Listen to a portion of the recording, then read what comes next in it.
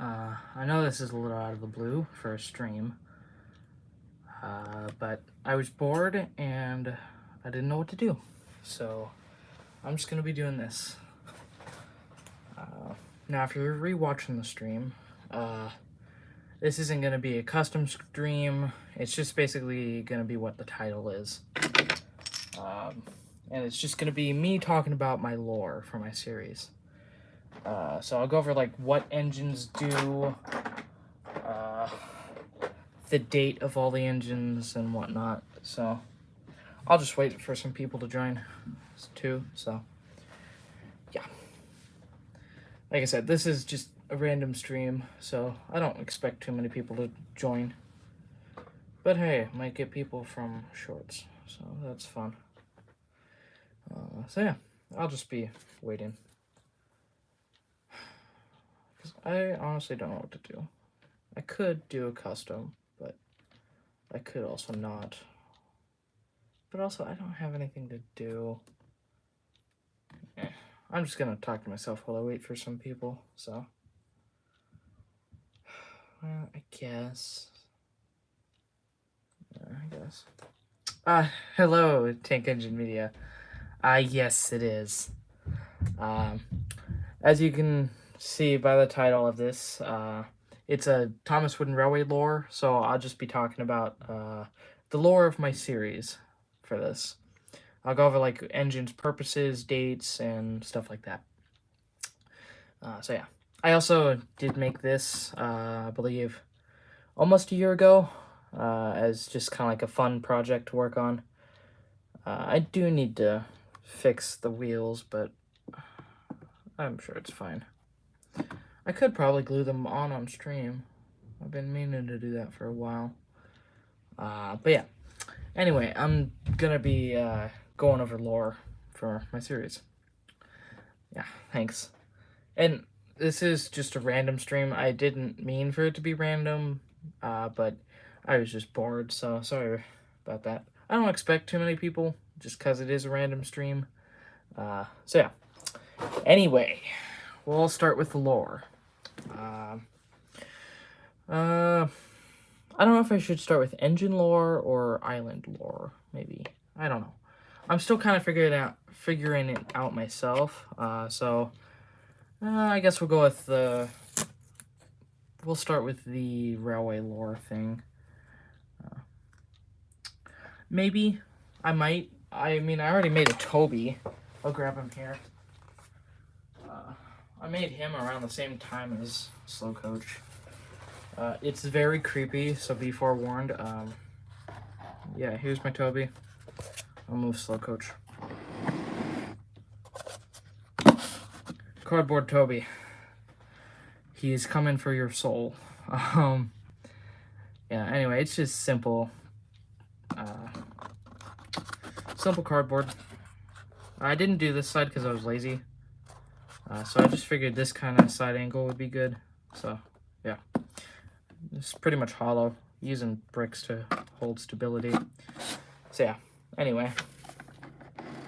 Try and get Slow Coach in view as well. I might make some more in the future, I don't know. This is kind of like a on the whim thing, so. Yep. He has seen many, many things. Yeah, anyway. Thank you, Barry, and welcome to the stream. So I'll start with Railway Series. No, not Railway Series. I'll start with the lore of the island and the railway itself. Okay. So back in 1902, the land was purchased originally by British Rail, and they planned to make the island. They planned to make the island a harbor island, which wasn't meant to have many passengers and whatnot, and like many towns and people, but I believe it was Bertram. I don't know, but Sir Topham Hatt the First, he decided to take over operations from British Rail and continue the harbor island thing for British Rail. but in 1910, yeah, but in 1910, the railway was starting to fail very much, and the first hat decided to make use of the island. So he decided to purchase it from British Rail, which was not very much because the island was failing in resources and whatnot. But anyway, he finalized the deal in 1911, and he bought his first engine, which is later on. Well, it wasn't really a purchase; it was more of a rent. But he rented out Neil. Neil was one of the first engines to roll and go on Sodor rails. So yeah. Once he purchased Neil and rented it, yes, little did BR know, and that will come back too. With that, okay. So after he purchased Neil, he decided to purchase 6 more to run the main line from Barrow and Furness to the end of the island near Isle of Man.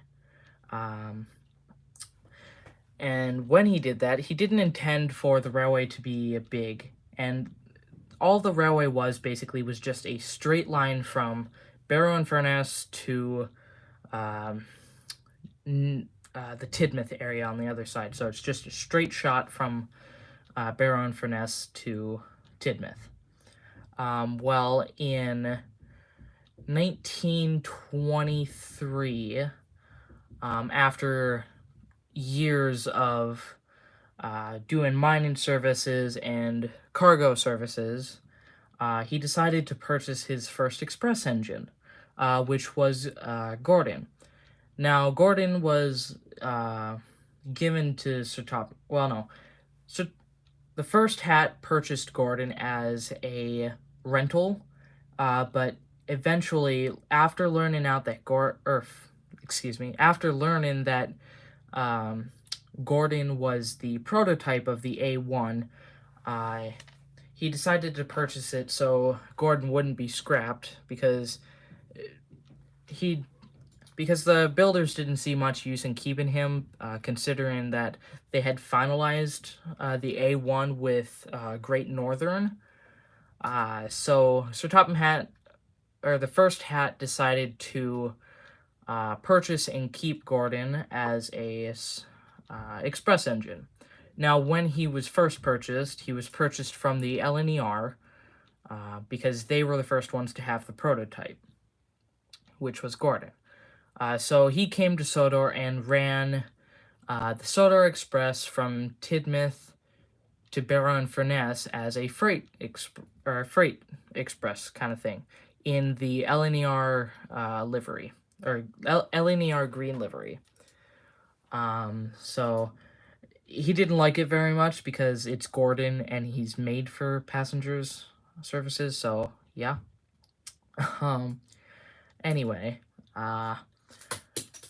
excuse me. After 2 years, it was brought up to the first hat's attention that people were starting to have families on Sodor, like with all the mine workers and harbormen.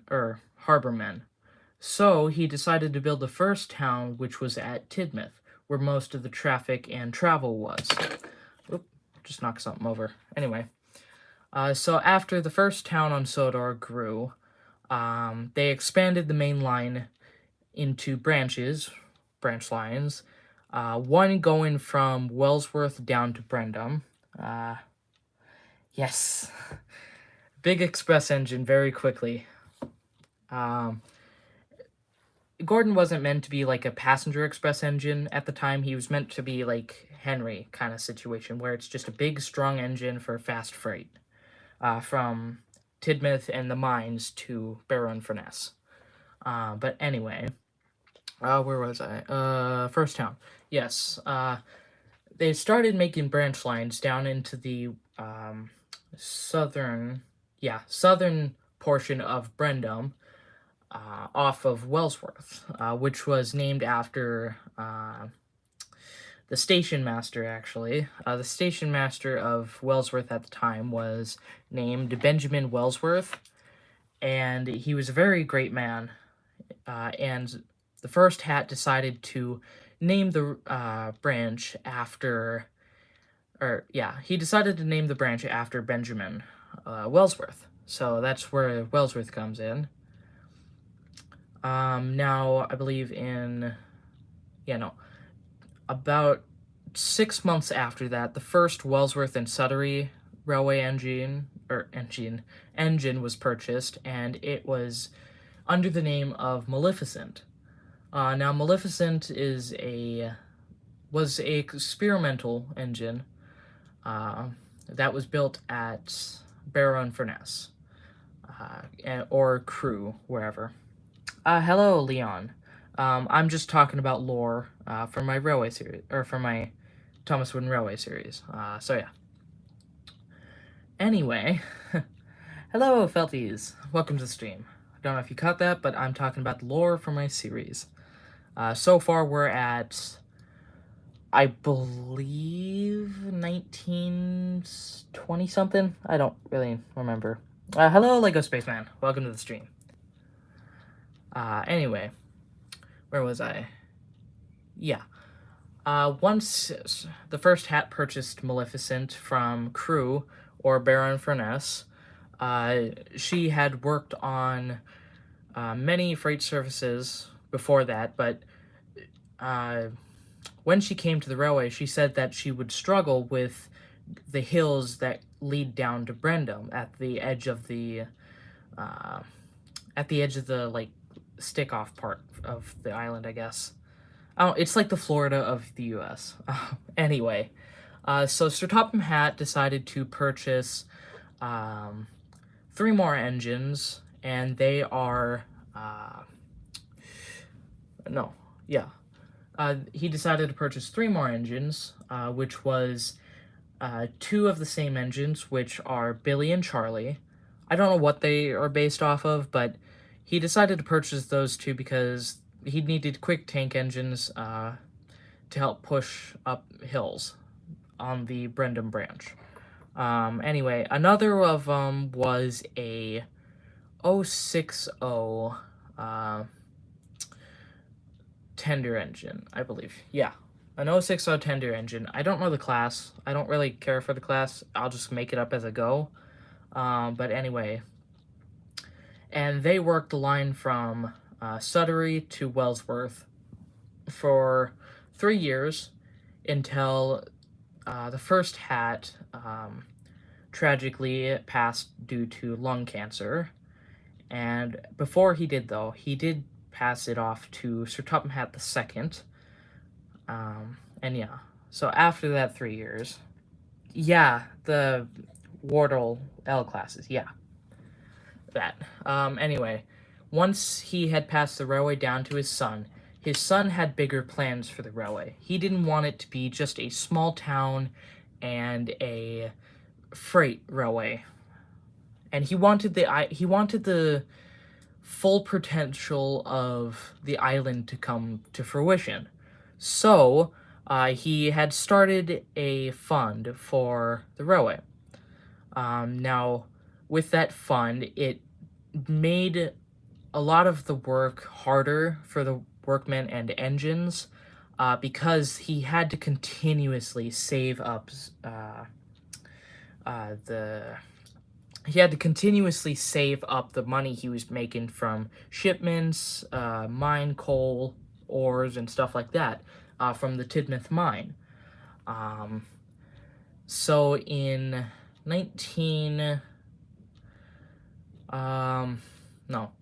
once he had saved up enough money from all the branches he had, he started work on the Farquhar branch, the main line, because that was in need of repairs because it was worn after a good 20 years. He started on making a lot of main lines. He started on the Arlesburg project, which was a straight line to Arlesburg, north of the railway. So yeah, I honestly, when he was done with all the um, renovations and track plans, it pretty much looked like the Audrey, or no, it looked like the Reverend's western, western side of the map when he was done with all of his plans. Now, he decided to leave the eastern side alone because that was a very mountain populated area. So, after he finished all the track plans, he needed to come up with an express service. So, he decided to promote Gordon from goods express to the passenger express. And he was able to claim the Wild Northwestern when it officially opened in 1927. And with that, Gordon was a very proud engine, and he had gained the Northwestern Blue livery. He didn't have a number at the time because the second hat decided that there was no real reason for a second number because there wasn't too much that was going to happen. Well, the second hat had faults, though, because he had underestimated after the fact that the railway now, because it was bigger, that there would be more goods services, more traffic, more passengers. So, after like a month of the grand reopening of the railway, pretty much, and the start of the Wild Northwestern, he needed to buy a few more engines. So, after going to, I believe, Doncaster, he picked out a few engines, some that they had left behind. Two of them were A4s. Two of them were A1s. One of them was named Winnipeg, and the other one was named trying to think of it. I had a name for it. But anyway. Oh, sorry. Sorry to hear that. But bye, Felty. I know this stream is kind of boring, but yeah. Anyway, I'll think of a name for the second one later, but he purchased two more A1s to be passenger services as well. And he purchased... actually, yeah, that was about the time he purchased Edward. Now, when he purchased Edward, he stuck him at the Wellsworth station to be the banker for Gordon's Hill. Now, at the time, the hill wasn't used that much because there was a second line that pretty much went around it. But once that line had been beyond repair after the years that it's been sitting, they decided to make a line that goes over Gordon's Hill. So they needed a banker, which was Edward. So after a few years, and the railway grew as the population grew as well, same with freight haul, so he had to purchase quite a few engines. And at the time, he had plenty of money saved up because he had been planning to buy more engines. So that's when he bought James. I'm trying to think here. That's when he had bought James. Yeah. I don't know. I just felt like I needed to talk about my lore, and it's definitely bound to change. But yeah, this is basically my take on Sodor. But anyway, he had purchased James. Let me see. I'm also kind of making this up as I go, too, but anyway. He had bought James. Let's see. James, Emily, Donald, and Douglas. And he had loaned Murdoch from British Rail. So, anyway, with those engines now, he was able to keep up with the demands of the businesses and passenger services. Well, in 1934, he needed a station pilot for Tidmouth because the Tidmouth station had no, yeah. The Tidmouth station had a massive makeover and it was twice the size what it used to be. So now, instead of having James and Emily and the other engines to do it, he had to buy another tank engine. Yeah. And this is bound to change, like I said. But some of it will stay. Like the Gordon's pretty much the first express engine. And he did freight and whatever. But anyway. By the time the station was finished, they needed another engine. And, well, as you can probably guess, it was Thomas. Now, Thomas originally came with his brother, Timothy. Yes, I'm including OCs into my lore, so yeah. But he had come over with his brother Timothy because Timothy was the last of the E2s in the batch, and Brighton didn't realize it, so they had no real reason to keep him. So, as a favor for the second hat, they decided to just give him the last E2 from that batch, along with Thomas. So yeah. Now that he had two E2 tank engines, he put Thomas on pilot duty at Tidmouth and Timothy on harbor duty at Tidmouth Harbor. Now, the railway kept going for the longest time, and the second hat didn't see need to expand his railway. But eventually, World War II broke out, and they needed many more engines to support the railway, with the resources being cut off and everything. Hello, Lucas. Welcome to the stream. As you can probably tell by the title, I am talking about my railway series, or my series lore. So, right now we're at World War II in my series, and there's not many engines. But anyway, once World War II broke out, they needed more engines to support the railway with the lack of shipments, passengers, and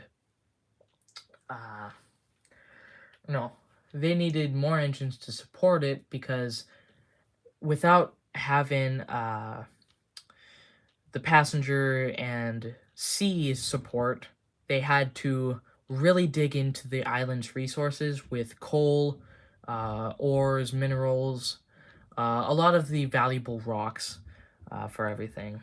Hello, excuse me. Hello, Gusler. Welcome to the stream. Anyway, so after the war broke out, the second hat decided to purchase a German engine that was a stowaway. It had no part in any of the Nazi things.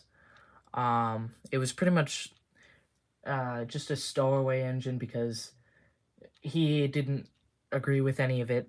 But anyway, and that engine was the Marklin engine. Now, the Marklin engine had to kind of stay hidden because of World War II. So he worked under the cover of night as a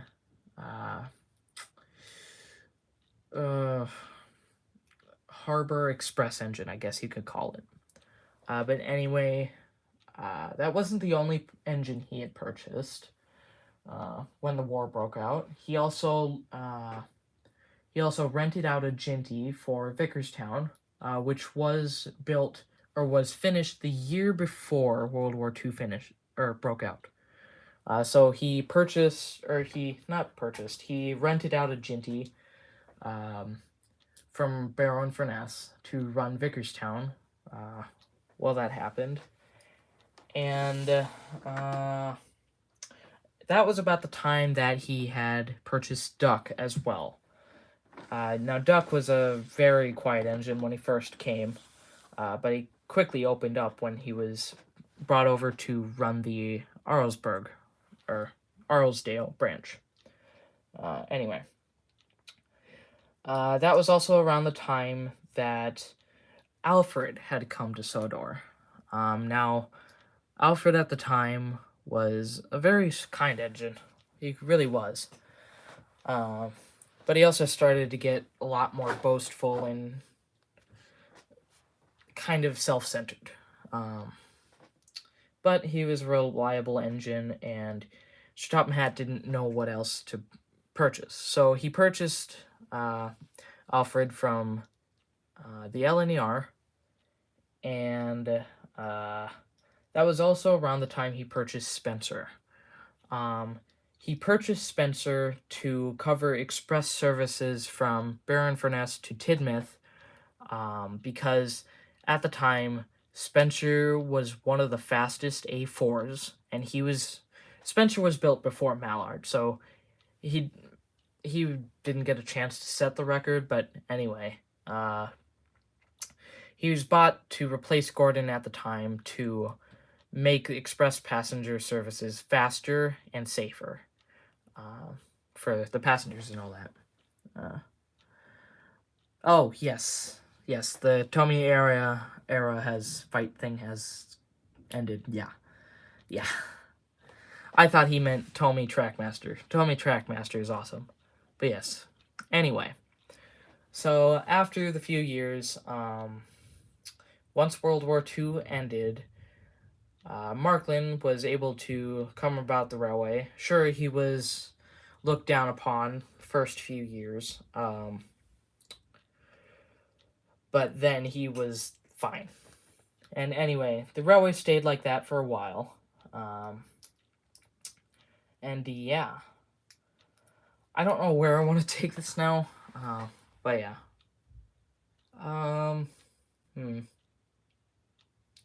Okay. Yeah. After the war, and after collecting money from the now incoming cash flow from the ships and passengers services now, yes, it is the goat. Anyway, the second Hat had decided to completely renovate the island, fixing track, renovating the station, or renovating Tidmouth, and adding more branch line. That was around the time that he added the Farquhar branch. I'll grab Audrey's map, because my series is pretty much going to be at the end of the lore segment thing. It's pretty much going to be the Reverend's map with stuff added. So, anyway.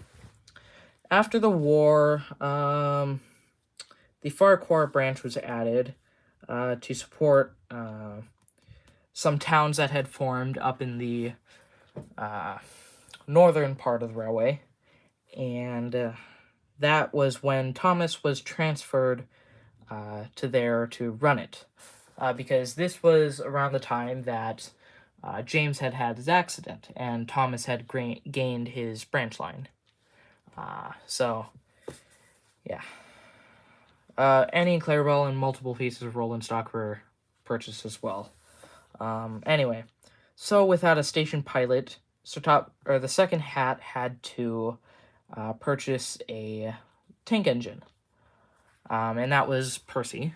So when Percy had come to the island, he had worked on the Tidmouth, as Tidmouth pilot, until I don't know when until, but I'll probably make it up as I go. Anyway, after a few years, the railway was running good.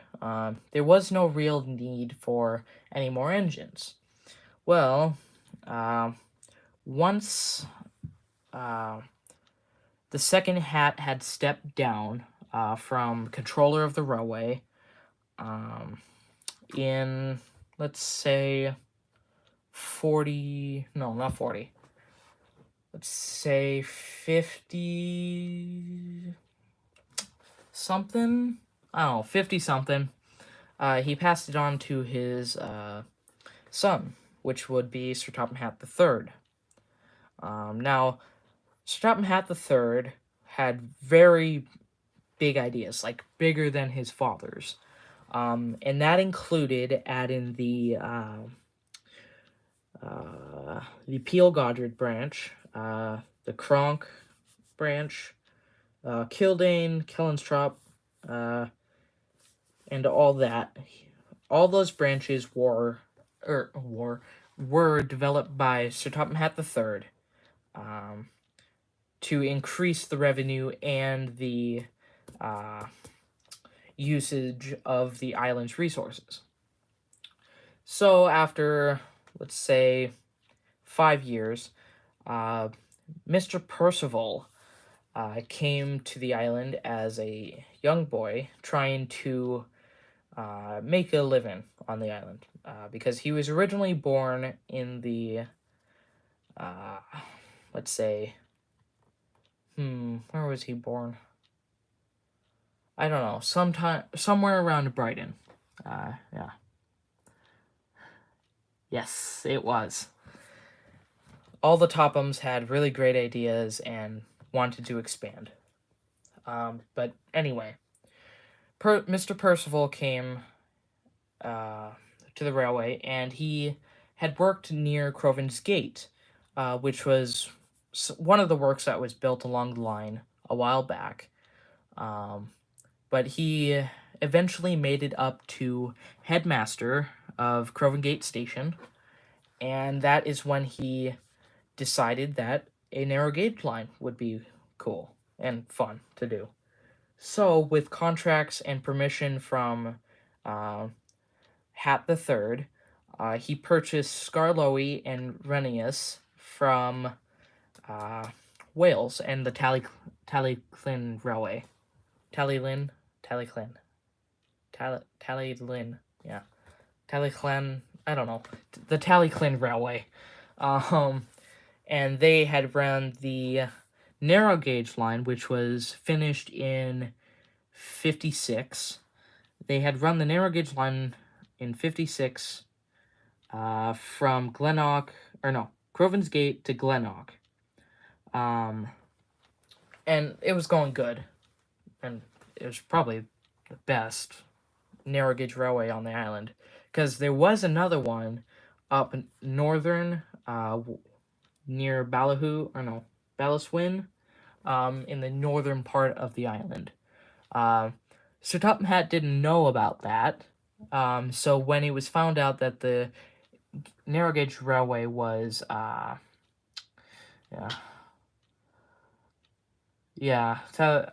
don't know. There's like you have to kind of like put the Y into the name when you're saying it, like Tallyclin or Tallylin, but you have to also pronounce the cl in it. So I'll probably figure out how to pronounce it later. Anyway, once that technical illegal railway was taken down by the taken down by the controller's power, the engine there, which was Duke, it was Duke, Rusty, Mark V. Or no, not Mark V. It was Duke, Rusty. I gotta pull out my narrow gauge engines. Duncan, and a experimental Fairley locomotive named Mighty Mac. So, pretty much most of the narrow gauge engines came from that illegal railway. But to get out of legal trouble, the original operators of that illegal railway gave Mr. Percival, who ran the narrow gauge line, those engines as a settlement. And it was agreed upon that that would cover most of it. So anyway, after Mr. Percival got those engines, he realized that this was too short of a line for that many engines. So he extended the line from Glenlock to Renius, that goes around the lake. or no, that goes just towards the lake. Now, once he had made the Renius line, he realized he needed to expand it further. So, after about a year and a half, the line was extended from Glenlock past Renius, almost to Skarloey, to the... What is that? I gotta look it up real quick. That doesn't give me any context. Anyway, it pretty much was a loop line almost connecting back to the line at Glenlock, but was stopped to make space for a station and a quarry. So anyway, after that, everything continued as usual. Yes, mine probably won't, just because I don't want to make one, and I want to make one, but I don't have one yet. So anyway, welcome, by the way, Chain Man. I'm talking about my lore of my series, so yeah, that's fun. Anyway, once 1960 had hit, another man named Billy MacArthur, he wanted to start a mountain railway, which would later be known as the Coldy Fell Railway. So after about 5-ish years, the railway was finished, and that was when the batch of mountain engines was purchased for the mountain railway, and a bunch of the rolling stock and all that. And about a year after, that was when Godred had his accident, falling off of Devil's Back, I believe it was. And yeah, that's pretty much all on the Skarloey and narrow gauge lines for my series. So yeah, they're still there to this day in my series, just not getting as many people. So yeah. Anyway, let's get back to the standard gauge. Anyway. So, with towns forming at the edge of Vicarstown, or no, not at the edge. With the towns forming at the western, I'm struggling. The southern part of Vicarstown, near the area of Normanby on Audrey's map. Pretty much it was Normanby, actually. Yeah, you know what? With Normanby forming southern of Vicarstown, Hap III decided to make a certain station where it met there with the main line and the branch line for Ballyhoo, or for Normanby, which the station was then named Ballyhoo Station. Anyway, to run that line, he I gotta think of what engine.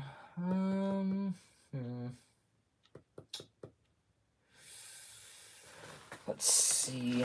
I haven't really planned this far, to be honest. And like I said before, this is definitely subject to change.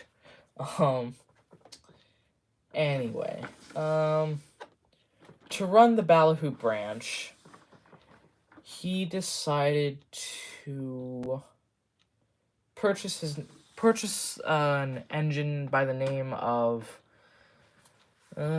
Barnaby. Now, Barnaby's number was... Hold on. It was... The number of Barnaby was 98462. Or 642. Anyway, it's that engine. So, yeah. That engine was tasked to run the Ballyhoo branch. So, yeah. Now, after years and years of work, the rest of the island was developed, and that's pretty much how it stayed. Few engines were added during the line, or during the times and whatnot. Like, let's see. Like with the full purchase of Murdoch. Murdoch was definitely fully purchased at the time. The purchase of I gotta look. The purchase of Salty, Diesel, Toby. Toby came like a year after the Feld line was finished when Hat the Third went to wherever it was. And pretty much all the engines in my series that I decided to add pretty much came after that development era. And right now, where my series ends with Canonical is 2015, or where the Railway series ended, with the final book, where Pip and Emma take over the Express from Gordon and whatever. So that is pretty much where my series ends, and where it continues. Or no, that's when my series starts, and pretty much continues through. Now, locations were added throughout the way and all that. Like the main Knapford station. The Knapford station is actually, in my series, just in between Tidmouth and Wellsworth. And, of course, Marin is somewhere down here. But, anyway. Yeah. It's pretty much Audrey's map with twist. And I'll probably refine the lore as I go on. I don't plan to write it out, but yeah. That is pretty much going to be my lore for my series so far. I covered a lot of key parts of it, like with Gordon being the first express engine and blah, blah, blah. So yeah, that will be my lore for my series. Now, if you have any questions about it, I can answer them. So yeah. Yeah, I do too. I think it's good so far. Yeah, I thought so too. Like, I really like the idea of Donald and Douglas being, like, one of them being a stowaway. But I really think that would fit too much with my series. So, Hat the Second decided to purchase both of them, and yeah. And so far, since years have passed, we are now on to the fourth hat of the series, basically. Yeah, I thought so too. Now with the fourth hat, the one that I have in my series now, he's not quite as strict as the last hats, because the first Hat the First, is definitely... Yes, Neil is still preserved. He was actually donated to the Vickerstown Railway, or the Vickerstown Railway Museum, just north of Vickerstown. So, yeah. Anyway, what was I talking about? Yeah, I'll probably figure it out later. But yeah. If you have any questions about engines, locations, times, and dates and stuff like that, don't be afraid to ask, because I kind of want to come up with them myself, but I don't know what they are. So if you have ideas, I'll probably think of them. But yeah, anyway. I don't know. This is fun. Man, that was probably the first time that I've done my entire lore of my series so far.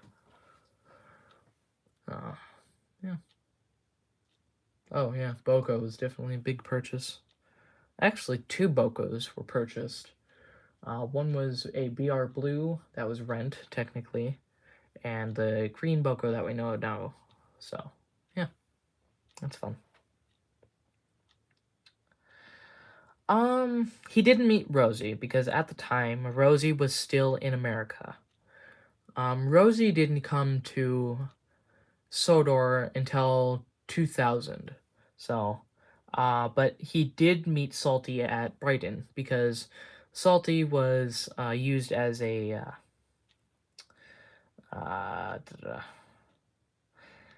yeah, well, I've got 2 Bokos, so that's a flex. Anyway, Thomas did meet Salty on the mainland. Salty was the Brighton shunter at the time, but he was very picky and quite rude, actually. But once he was taken to Brendam Docks on Sodor, he was right as rain. Jolly old fellow we know now today. That was also a very big reunion for Thomas and Salty because they had gained quite a good friendship when Salty was at Brighton, being the shunter and whatnot. So yeah. Oh yeah.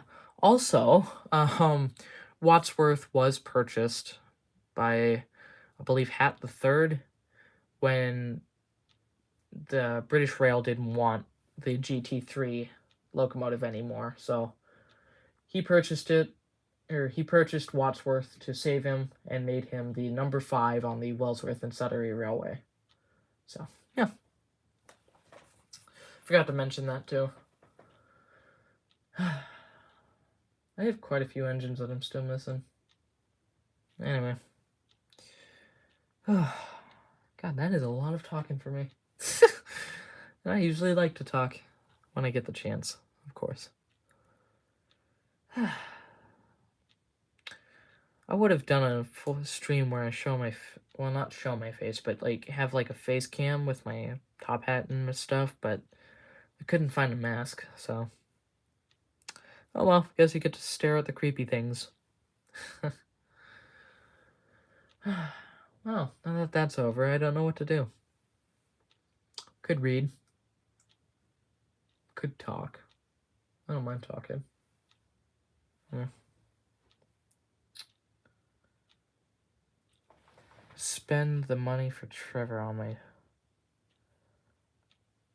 what do you mean spend the money? Are you, like, purchasing something for the episode? And besides, I didn't know you had a series. I am definitely going to check that out. Anyway.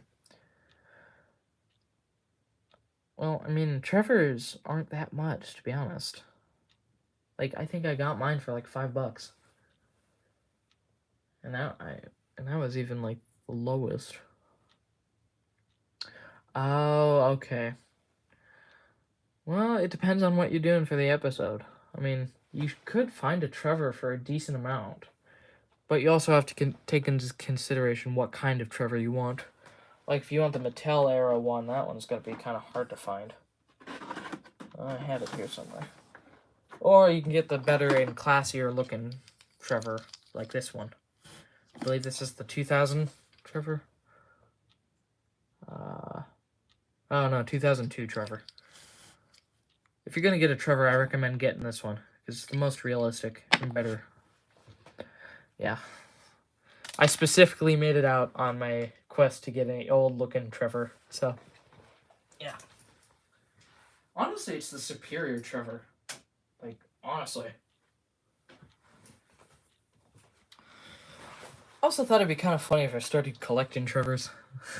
Like, I could have a whole army full of Trevor. Trevor. Yeah. Oh, interesting. Yeah, well, you do you, Lucas. Yeah. Oh, God, I need a fucking job, to be honest. Because once I get a job, I'm able to expand my collection very fast. Ugh. I mean, I already have a bank account, a Cash App, so... I pretty much have my commissions done. Holy shit, I can make the commissions video now. Oh, that's so cool. Okay, that really hit me right now. Okay. I guess I can talk about commissions now, because now I have a Cash App and stuff. Okay, well, anyway, might as well talk about it. I'll make a full video on this, and I'll make a separate playlist for it. I will be doing commissions. I have to kind of finalize some stuff, but I will be. But I'm gonna be talking about them. I'll talk about it right now. So anyway, I'll make a completely separate video where you guys can go into the comments and ask. Yes, that's pretty much what I'll do. Anyway, I'll make a video talking about it, but the main goal for it is just doing repaint commissions at the moment, because I don't have a lot of money to spend on new models. Yes, it is a Thomas channel, James. Welcome, by the way. Anyway, at the moment, it's only going to be repaint commissions, meaning that I will only repaint an engine that you guys send me. I know it's a little confused, but yeah. Yes, most of us did. Anyway, I'll explain more in the video, but pretty much if you have something for me to repaint, I will give you my P.O. box, email. Well, no, I'll give you my P.O. box, and then you can send me said item, shipping paid for, and then I will repaint it and send it back to you. It's kind of a confusing thing, but we can definitely do a custom trade. I mean, I have a few. Well, actually, no, I don't have a few, but we can definitely trade in the future. Anyway, pretty much, I can pretty much tell you guys the price ranges, to be honest. So, yeah, original blue. That's Tommy. This is wooden. I'm a Wooden Railway channel. Yeah, Tommy Trackmaster is great. Anyway, I will pretty much go over the basic prices for now, I guess. So engines like Thomas-sized engines like Splatter, Dodge, Toby, Duck, Diesel, all the ones that have short chassis like this will be an at least $20 commission fee, just because I have to kind of make some money, and with inflation and all that. Anyway, I don't know. Anyway, so Thomas Diesel or Splatter size chassis will be $20 for a repaint commission, and all these prices can be flexible depending on what you want done with it. Anyway, engines like the size of Boulder, or just double bogey chassis will be $25. Just because it goes up by size, to be honest. Anyway, you know what? Actually, we'll also do small engines like Edward. Small tender engines will be $25 as well. I might. I'd have to find the right color and right things for that. That would be a bit more because I'd have to buy special paint for it, but I might. I'm considering it. Anyway, engines like Bowler and Edward size engines will be $25 for a repaint. Engines like Henry,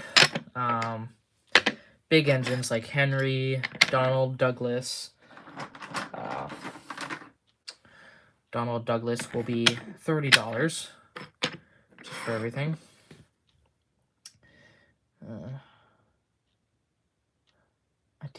Thomas Diesel 10. I didn't know they made that.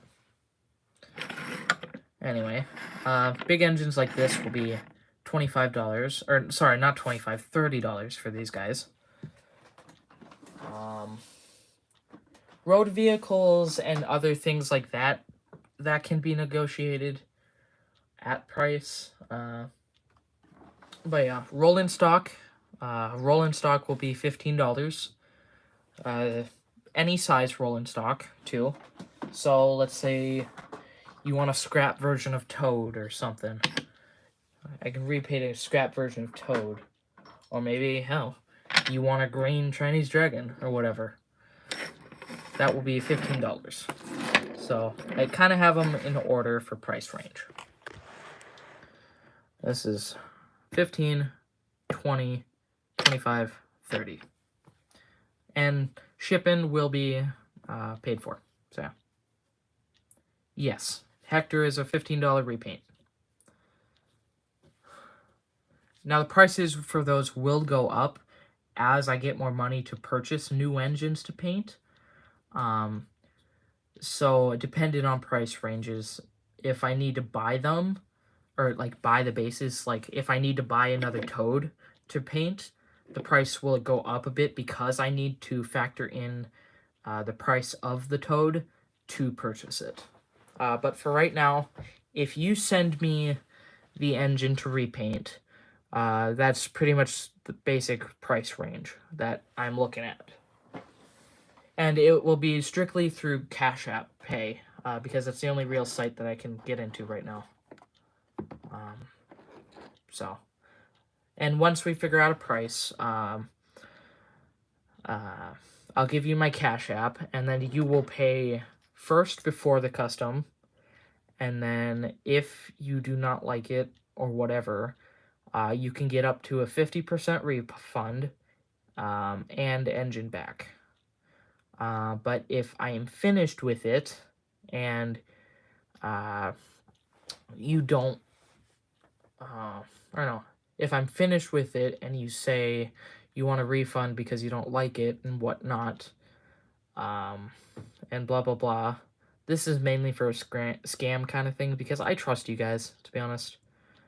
Like, I do trust you guys. But there will be people that will want their engine back even though it is still painted. So the deal with that is either I give you the engine back with a 25% refund. Hello, Steam. Welcome back. Or, sorry, welcome to the stream. It will be I give you the engine back with a 25% refund, or I give you a full refund and I keep the engine as well as the repaint. So that will deter people from trying to scam me, I guess. And I'll explain more in the video. But yeah, that's pretty much how it's going to work for commissions for me. Now the Cash App strictly, that's going to be that's going to deter people, but it's the only real thing I can do right now. So, yeah. I am talking about my commission prices and system for when I make my commission video.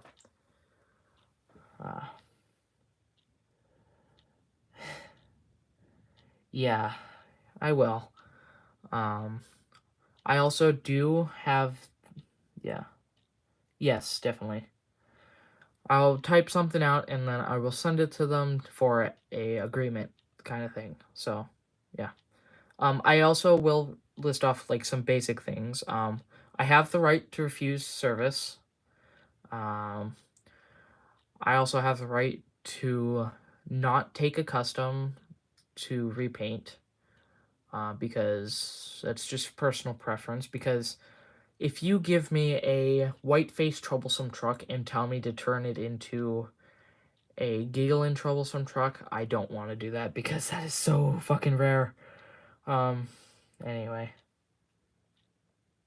Oh, sorry, Steam. Yeah, you gotta be careful with that. That's a dick. Yeah.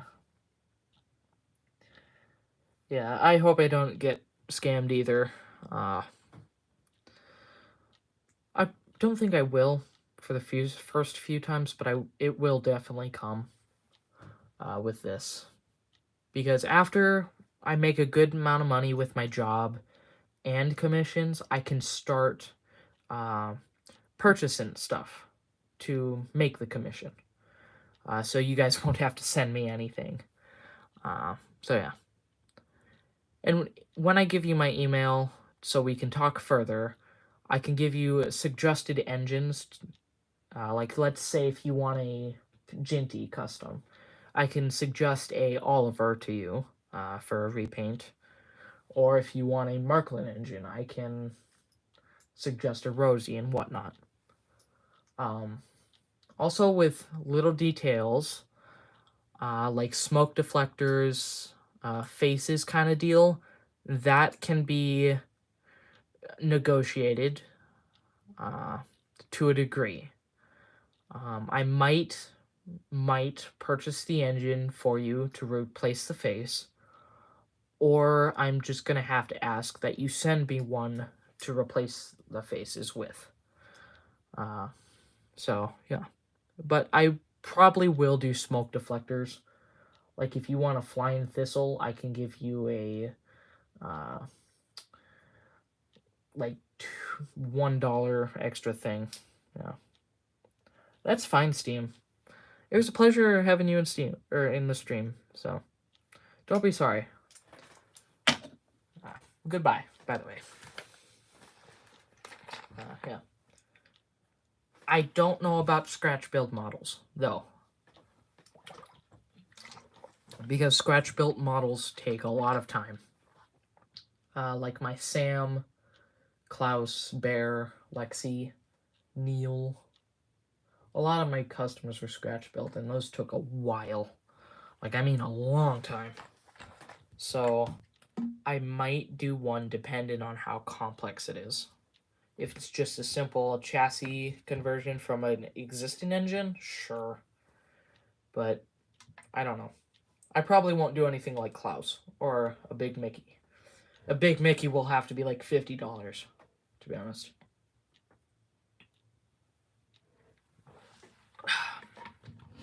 Anyway. Yeah, that's pretty much how it's gonna work. I'll make my commission video and post it tomorrow, so, yeah. There's not many bodies out there that would fit a Rebecca.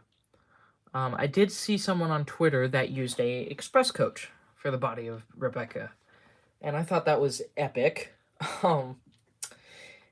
And yeah, so hey, if you want to give me a express coach with already modded things, I will definitely paint it, but I don't know if I will mod it, because that's a lot.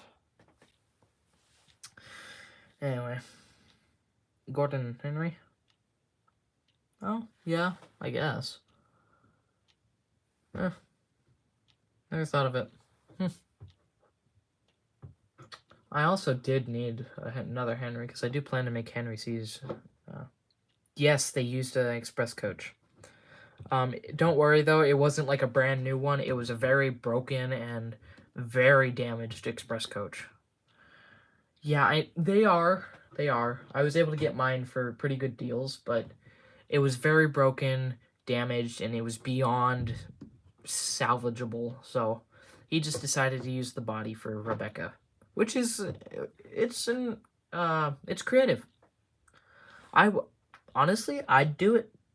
Like if I had a very busted and crappy express coach, I'd do it. So I'd have a Rebecca. I don't plan. Ooh, excuse me. I don't plan to use a Rebecca just because it's Rebecca, but yeah. Anyway, I'll try and get these guys in shot, because why not? Hell, I might even make a custom ad. Yeah. I thought mine did too, but the guy explained in the comments of it that it was very bad and blah, blah, blah. So, yeah. Also, for commissions, it will take a bit to get it done, because I still have to factor in school and stuff like that. So, yeah. Hello, Faraz. Or Fariz. Fariz. Sorry, don't know how to pronounce it, but hello. Welcome to the stream. Yeah, anyway. I will keep a track of people who commission me in a spreadsheet that I have. So if you want to buy, multiple people, yeah, definitely. Like, they could have made her work, but it's just like, why kind of thing, but yeah. character in Thomas. Honestly, I'd have to say Kwaku, just because. Scratch customs. Yeah, it's a good idea for the scratch customs, but I also just want to get a foot in on stuff because with my scratch customs, I use a lot of off-brand engines, because I don't have any visual stuff. So I'd need to purchase off-brand engines for the scratch build stuff. But yeah. Hell, I might, maybe, I'm thinking about it. I might do build-ins as a commission. I might. I don't know. Anyway. And with commissions too, hello, Unstoppable Atomic Railway. Welcome to stream.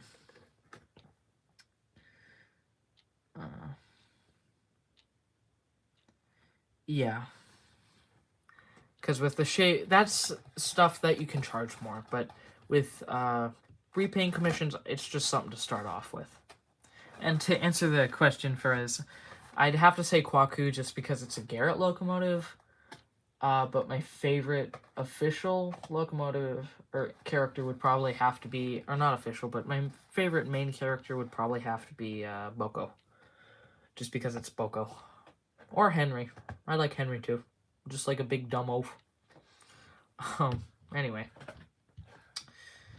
Yeah. I'll probably do Scratch in the future. I don't know. Maybe. I also don't know if you guys want any buildings from me. Because, I mean... Hell, I don't know if you guys want any customs from me. But I'll show you one of my buildings that I did a while back. Probably my best looking one, to be honest, is the Brendam Bay Shipping House. Probably the best one that I've done. Oh yeah, definitely. And like I said, stuff like that can be negotiated. Anyway, here's my Brendam Bay Shipping building. Pretty simple, to be honest. Sorry for the glare. But it's 2 wooden railway scale, so that's nice. Anyway, if you guys want one of that from me, I'll probably do it, maybe. I'll think about it. Anyway, I'll put that back. But also, most of my buildings aren't perfect. Oh, god damn it. I'm knocking shit over. God damn it. There we go. Yeah, I have like a whole entire shelf dedicated to my buildings. Oh, actually, no, that's not my best one. This beautiful boy is mine. It's my, like, most bestest one. It's a simple quarryman building. I just think it's so neat and clean. This is by far my best. My best building custom that I've done. So, yeah. If you guys want to commission me for buildings, I'll probably do them. But, like I said, I have the right to refuse service. So, yeah.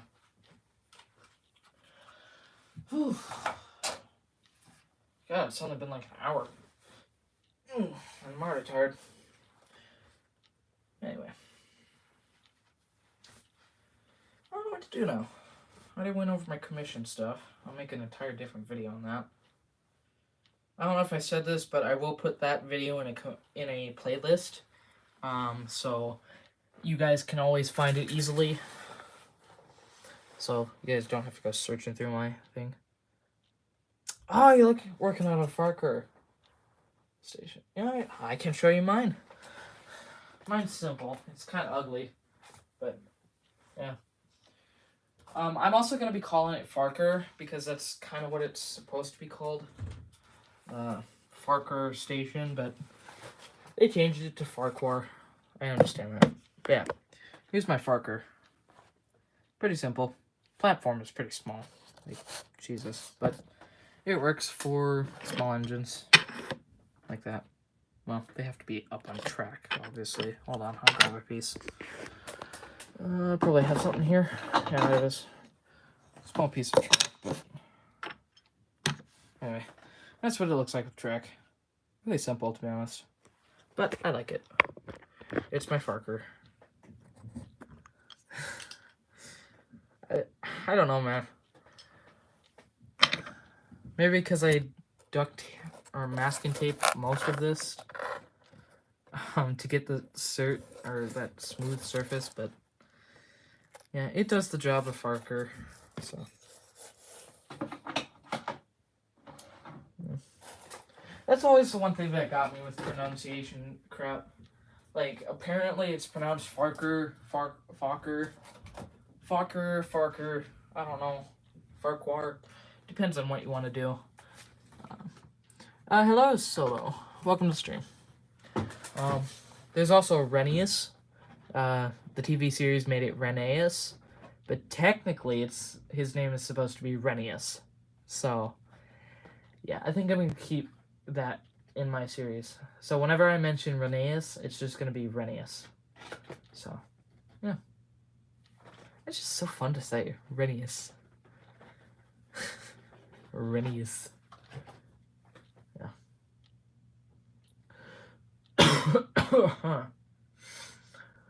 Oh, goodness. I have to film another video. Oh, I don't want to. I've done like 5 custom videos straight. God, imagine. Trains, if we're talking classes, articulated ones, like Garrett's, Big Boys. Honestly, though, Big Boy is kind of overrated, but it's just my opinion. Don't kill me for it. But anyway, big engines, Terriers. I like Terriers. Terriers are fun. Experimental engines, stuff like that. Yeah. Yeah. Okay. Yeah. I don't know, stuff that looks nice. Honestly, I'm not a real big fan of streamlined engines, to be honest. Like, they're not my favorite. Just because I feel like they'd look weird. But they're still kind of cool, like Mallard. If they're done right, it's cool. Yeah. And, like, Flying Buffer Beam, too. That's a fun little dude. Yeah. I've also had to make an entirely separate baseboard for all my original characters to make space for official ones and not really official ones, but oh well. Oh, God. Let's see what my top chat is. Let's see. Nothing much. Live chat. Okay, well. MTH. Maybe? I don't recognize it.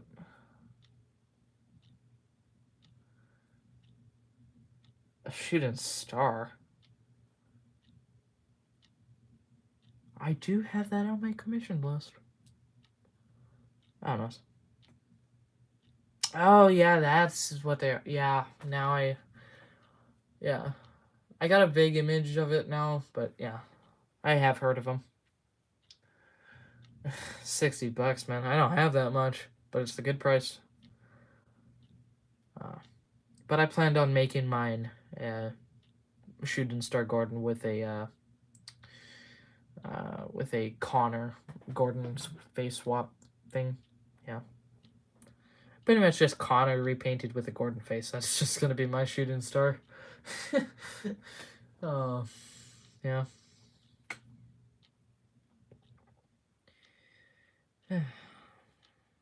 I did a poll a while back saying, like, how many people would you commission me for a custom? And I think like 14 out of 16 said yes, so that's nice. I don't know. It's weird. I probably won't go as long this time because I don't really have much to talk about. I mean, I just kind of wanted to do my lore thing, but oh well. I mean, I can read a railway series story if you guys like. That'd be kind of fun. Oh, yeah. I'm gonna put all my engines back. I won't read if you guys don't want me to, but I'm just gonna put these away.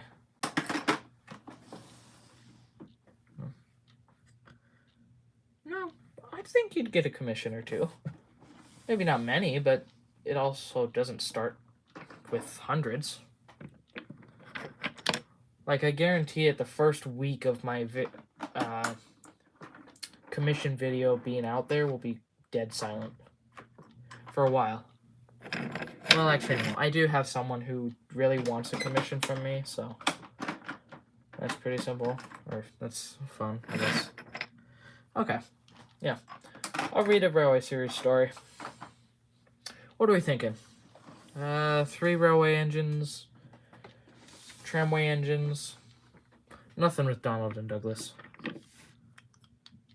I guess. I mean, do what you want, I guess. I can't really be a final judge on that. I used to have, like, HO shit and stuff like that. Okay. I won't read a story with Donald and Douglas. Oliver owns up. Okay. Do you know what railway series book that is in? Because I have no clue. I'll try and get Slow Coach and Toby back in. Or actually, is that a book on its own? I don't know. Hold on. I've got the complete Audrey collection. Okay.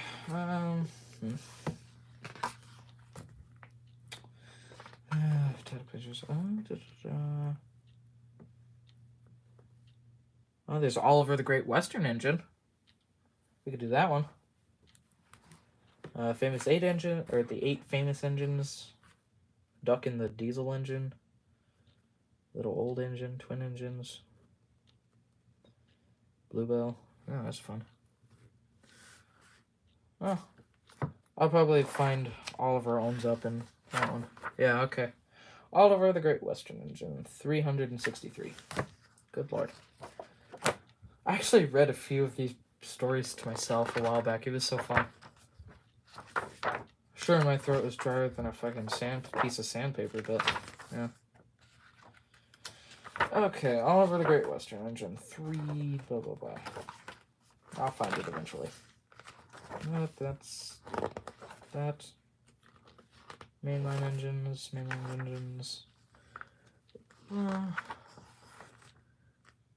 Hinton disaster. Never heard of that. Was it something that happened a while ago? God, I'm still on small railway engines. I think it. Okay, hold on. No, this is Enterprising engines. Oh yeah, this is one with Scotsman. That's right. Okay. Blah, blah, blah, blah. Ah, here we go. Oliver the Western Engine.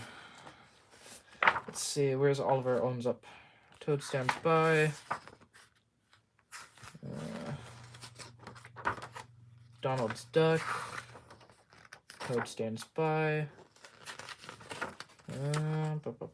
Old G. Oh, there is no Oliver's own up. Okay, well, we'll just start with the first one. We'll start with Donald's duck. Well, actually, does this... Oh, actually. Actually, I'm going to skip this one because I can not read the writing of the Scottish in this. Like, I'll probably understand it if I look at it, but if I try and go over it, I will butcher it. So, we're going to go over to Resource and Segacy? I don't know. Anyway. Oliver the Great Western Engine. Resource and Sega City. Oliver is a Great Western tank engine. The other railway wanted to scrap him, so he ran away. Isabel, his flateful coat. Okay, hold on, I'm struggling. Start again. Oliver is a Great Western tank engine. The other railway wanted to scrap him, so he ran away. Isabel, his faithful coach, came too, and so did Toad, a brake van. At the last moment they were nearly caught.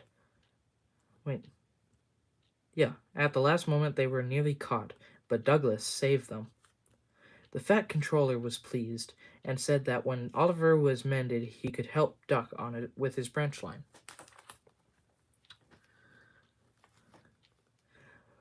We'll give you Great Western colors. Oh, sorry, I need to do this in fat controller accent. Hold on. We'll give you Great Western colors, like Duck, he said kindly. That will help you forget your troubles.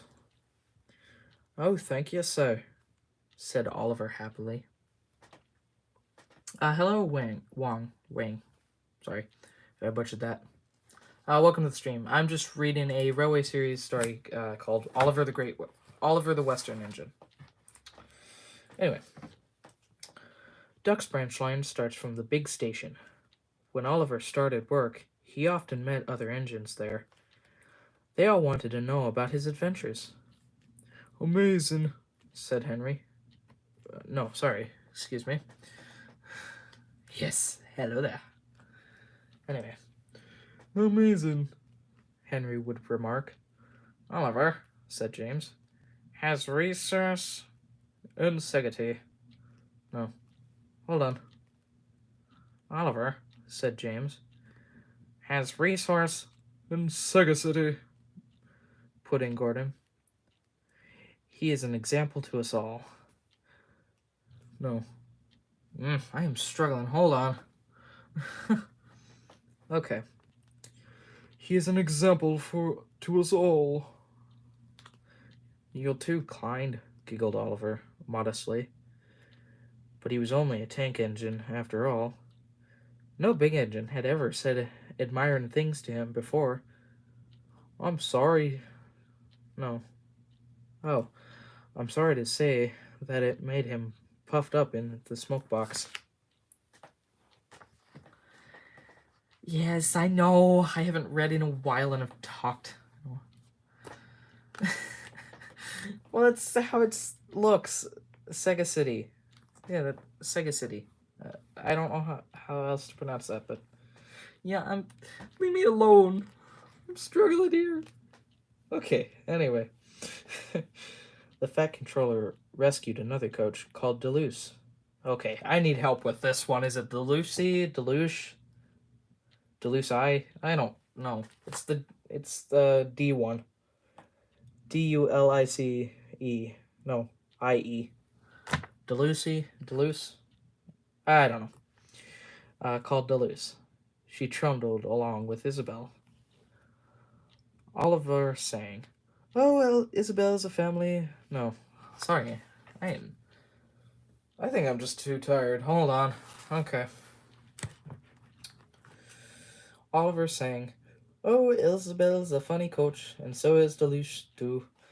And if I didn't look after them, they'd not know what to do." Yeah, I'm just gonna say Deleuze. Yeah, I can pronounce it. It's just I don't know if it's Deleuze or Deleuze. I don't know. I'm just gonna say Deleuze. Anyway. Just listen to him. Just listen to him, twittered Deleuze. He's proud. He's conceited. He's heading for trouble, Isabel sadly replied. I feel it in my frames, she shrieked as they rounded a curve. Ugh. Oliver just laughed. Henry says I'm amazing. He's right. What do I care for trouble? I just push it aside. All the trucks were bad. No. Okay. All trucks are badly behaved, but Donald, Douglas, and Duck warned Oliver about this. You think I can't manage, he said huffily. Gordon knows better. He says I'm sagacious. Ugh. I don't know. You may be good gracious, but say no more, Duck. It's... Okay, I think it's Meeble. It's Meeble and Petty. But a wee engine will just have your... God, is this fucking Donald? What the fuck? Okay. Let me read this. Say no more, Duck. It's meeble and petty, but a wee engine will just have to learn. No, have to learn. Okay, it is. I think it's Oliver's own up. Yeah. I think it's Oliver's... Oliver owns up. I think it is. I don't know. Okay, I'll just try again. Okay. Say no more, Duck. It's maybe and it's... Say no more, Duck. It's maybe and petty. But the wee engine will just have to... God. Hold on. I need to... Blah, blah, blah, blah. There it is. Okay. Try again. Say no more, Duck. It's meeble and petty. But a wee engine will just have to learn. Have to learn. I'm fucking... Okay, skip it. Today, Oliver took the trucks by himself for the first time. He pulled the loaded ones into a siding and pushed empties to the chute. Then he came back full of confidence to take the loaded wagons away. The loaded trucks were comfortable and didn't want to move. They had just realized, too, that they had a different engine. Duck, we know, they grumbled, and Donald and Douglas. What right has Oliver to poke his foe in here? Look sharp, puffed Oliver. Smartly there. Oh, goodness, I'm nearly ripping my book. That's not the way to speak. Pay him out. The trucks moved off easily, and Oliver thought he had them in control. Trucks, he said to himself proudly. Daren't play tricks on me. I'll arrange them in the middle road and start away as soon as Duck arrives. I can't understand why he says they're troublesome. They reached the station throat. Oliver's brakes came on with a groan, but brakes were useless against the loaded Okay. But brakes were useless against the loaded surgeon trucks. They pushed forward, yelling, "On! On! On!" Oliver fought hard, but still they forced him on and on and on. Their efforts slackened at last. "I'm winning," he gasped. "If only..." But it was too late. One moment his rear wheels were on the rails. The next, they had none, and his bunker down in the middle. Okay. Let me... But it was too late. One moment his rear wheels were on the rails. The next, they had none, and his bunker down in the turntable well, with a dulge of ballast all around him. When Duck arrived, he was stopped outside the station and flagged to the platform. He surveyed the wreckage. "Hello, Oliver," he remarked. "Are you being a good gracious engine? Beg pardon, of course, but we don't really like that sort of surprise. Donald and Douglas will miss that turntable."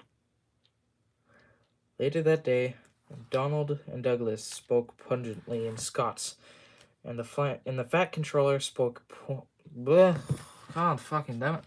God fucking Gonna fucking Scott out on him. Okay.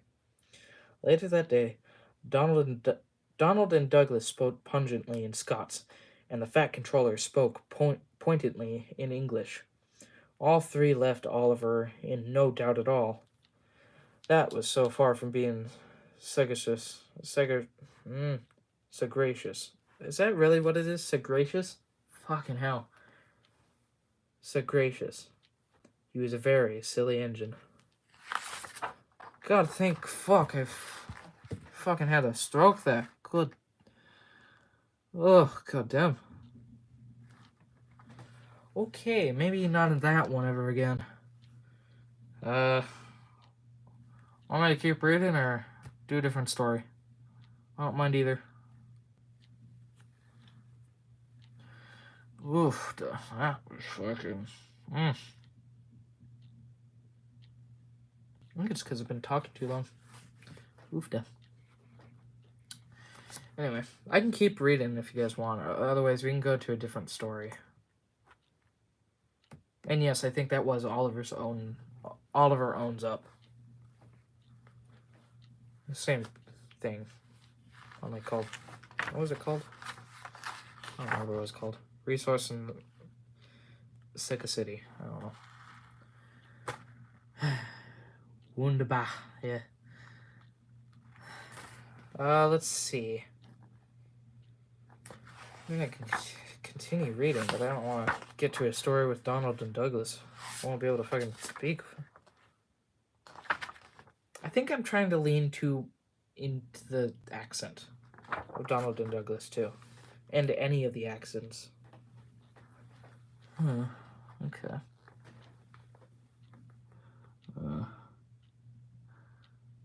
Yes, definitely. Isabel is definitely the sister. Okay, well. There's your Oliver owns up. How bad I struggled. Yeah, I could do fucking Trevor one.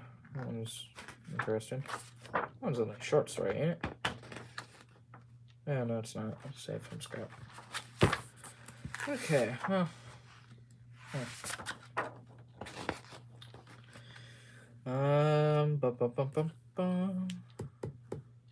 Could do 4 Little Engines. That's not a bad one. Mountain Engines. That was a fun. I looked through that one a few times. That was not that bad. Could do Tramway Engines. Edward the Blue. Percy the Small. Not twin engines. I need to figure out what fucking Donald and Douglas are saying. I have no clue what they're saying half the time. 4 Little Engines. All right. What page was that on? 4 Little Engines.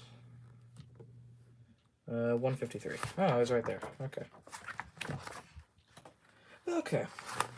153. 4 Little Engines. I think that's a narrow gauge one too. Ah, it is. Okay. Hard far forward. Alright. Let's struggle with this one. Okay. 4 Little Engines. Skarloey remembers. The Fett controller had sent Edward to the works to be mended. Near the works station, Edward noticed a narrow gauge engine standing in an open-sided shed. That's Skarloey, he thought. What's he doing there? He remembered Skarloey and his brother Phineas, because in the old days he had often brought passengers who wanted to travel up to the lake in their little train. Jesus Christ. Okay. As the men at the works could not mend him at once, Edward asked them to put him on a siding close to Skarloey. Skarloey was pleased to see Edward. The owner has just bought 2 more engines, he said. He told me I was a very old engine and deserved a good rest. He gave me this shed so that I could see everything and not be lonely. But I am lonely all the same, he continued sadly.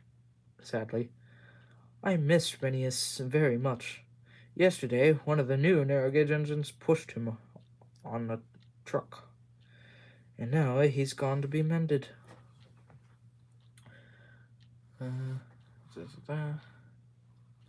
I wish I could be mended too and pull coaches again. Have your coaches got names? Asked Edward. Oh, yes. There's Angus, Ruth, Jemima, Lucy, and Beatrice. Angus is proud. She has cushions for first-class passengers. She pities Ruth, Jemima, and Lucy, who are third class with bare boards. But they all 4 sniff at Beatrice. Beatrice often smells like fish and cheese. But she is the most important, said Skarloey earnestly. She is a little window through which the god sells tickets. I sometimes leave the others behind, but I always take Beatrice. You must have tickets and a guard, you know. Of course, said Edward gravely. Renius and I, continued Skarloey, used to take turns at pulling the trains. We know everybody, and everybody knows us. We whistled to the people in the fields at level crossings, and in lonely cottages and farms, and the people always waved to us. We loved passing the school playgrounds for break times, for then the children always run over to the fence to watch us go by. The passengers always wave, because they think the children are waving at them. But we engines know better, of course, said Skarloey importantly. Yes, we do indeed, agreed Edward. We take your tourists to the lake and then get ready to pull the train back. We enjoy the morning journey home, because then our friends from the villages come down to do their shopping. Before we whistle before every station. Beep beep! Look out! And the people are there ready.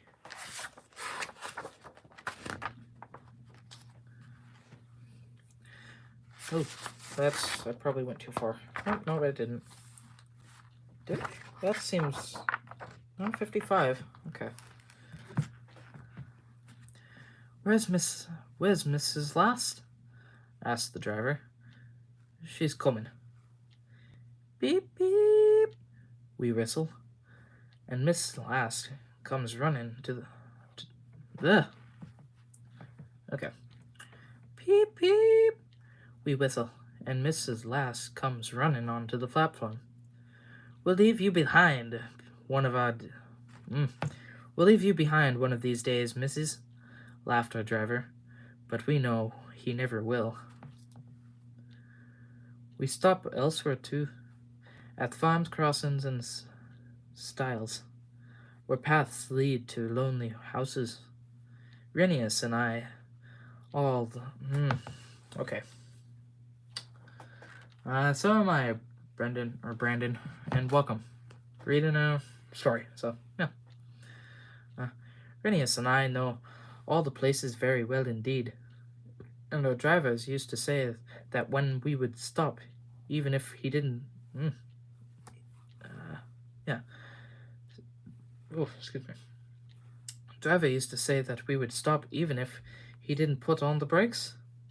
Sometimes, on market day, Ruth, Jemima, and Lucy were so full on people that the guard wouldn't allow third-class passengers to travel in Angus. She didn't like that at all, and would rumble, first class coach, third-class people. And that made me cross. Shut up, I'd say, or I'll bump you. That soon stopped her rudeness to my friends. Just then, some workmen came. We're going to mend you now, Edward, they said. Come along. Goodbye, Skarloey. Thank you for telling me about your railway. It's a lovely little line. It is. It is. Thank you for talking to me, Edward. You've cheered me up. Goodbye. Skarloey watched Edward being taken back to the works. Then, shutting his eyes, he dozed in the warm afternoon sun. He smiled as he dozed, for he was dreaming, as old engines will, of happy days in the past. Well, that was a better reading than I thought. And that's probably what it's going to sound like on my audiobooks once I do them. Oh, yeah. What say you guys? Should I keep going? I think I should. I'm having quite fun doing this. God, I feel like a father. You bet your damn ass that I'm going to be reading this every night to my child.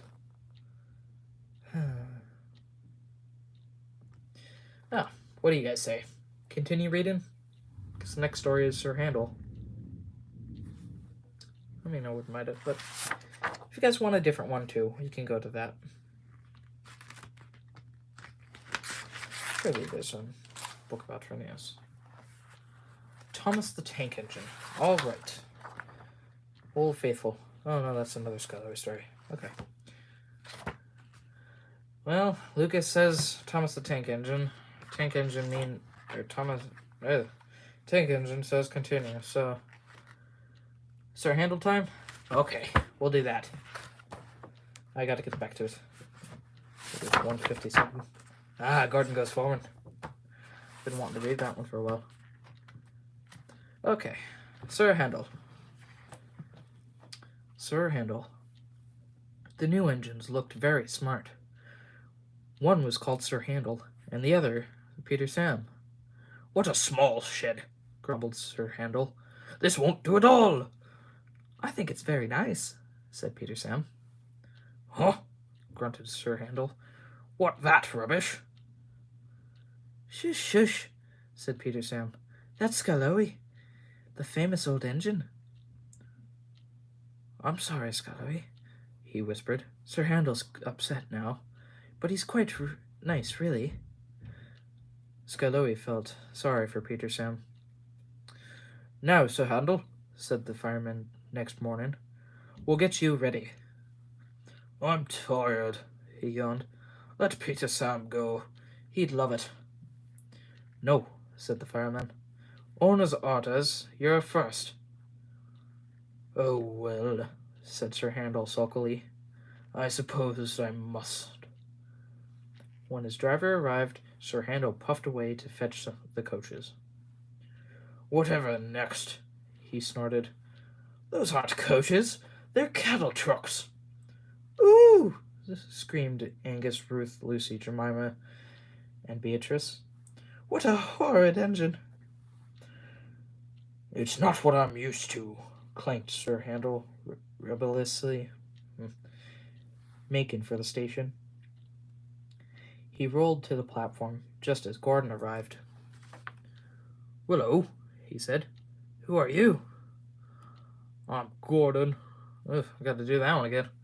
Oh, I'm Gordon. Who are you? I'm still Handel. Yes, I've heard of you. You're an express engine, I believe. So am I. But I'm used to bogie coaches, not these cattle trucks. Do you have bogie coaches?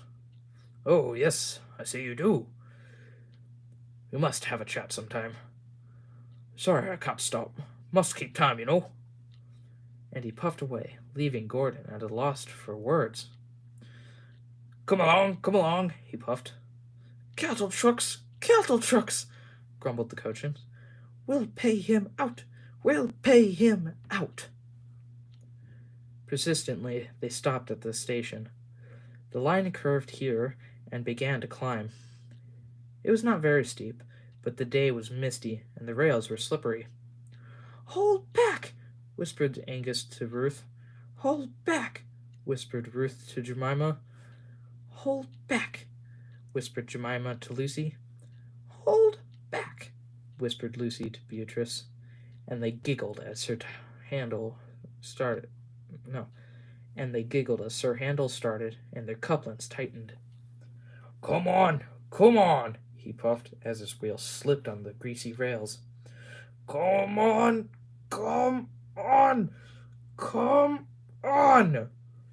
His wheels were spinning, but the coaches pulled him back, and the train stopped on the hill beyond the station. I can't do it, he grumbled. I'm used to sensible bogie coaches, not these bumpy cattle trucks. The guard came up. I think the coaches are up to something, he told the driver. So he decided to bring the train down again to a level piece of the line to give Sir Handel a good start. The guard helped the fireman put sand on the rails, and Sir Handel made a tremendous effort. The coaches tried hard to drag him back, but he puffed and pulled so hard that they were soon over the top and away on their journey. The thin controller was No, yeah. The thin controller was severe with Sir Handel that night. "You are a troublesome engine," he said. "You are rude, conceited, and much too big for your wheels. Next time I shall punish you severely." Sir Handel was impressed. Yeah, Sir Handel was impressed and behaved well for several days. Then, one morning, he took the train to the top of the station. He was cross. It was Peter Sam's turn, but the thin controller had made him go instead. "I'll leave the coaches." No, I thought. Yeah, yeah. I don't know. That's the voice I give Sir Handel, is like a gruff, like, "Oh, what are you children?" It's like an old grandpa voice. But yes, that's the voice I give him. I think it fits him. Anyway, "We'll leave the coaches here," said his driver, "and fetch some trucks from the quarry." "Trucks!" snorted Sir Handel. "Trucks!" "Yes," his driver repeated. "Trucks." Sir Handel jerked forward. "I won't!" he muttered. "So there!" He lurched, bumped, and stopped. His driver and fireman got out. "Told you," said Sir Handel triumphantly. He had pushed the rails apart and settled down between them. They telephoned the thin controller. He came up at once with Peter Sam and brought some workmen in a truck.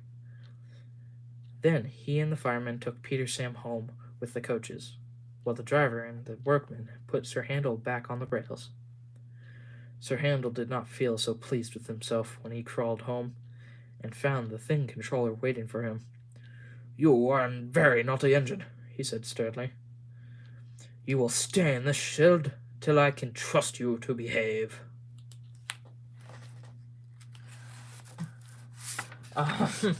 Because I was young and stupid when I made that, and Toby has seen shit.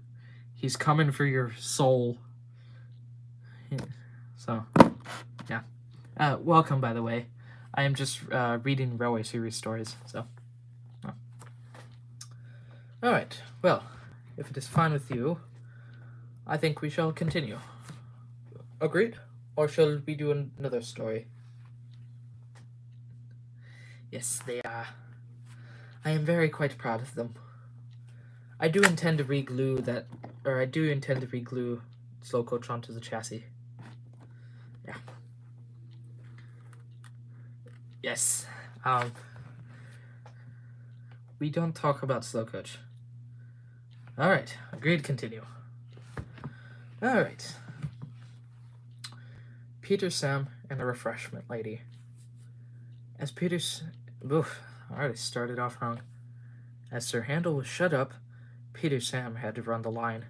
He was excited, and the fireman found it hard to get him ready. Sober up, can't you?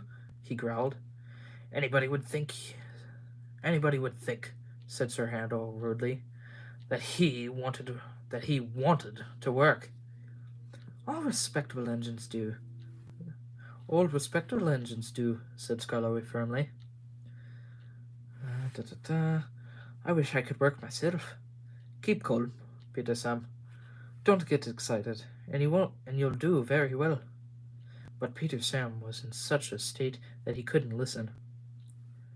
When his driver came, Peter Sam ran along to fetch the coaches.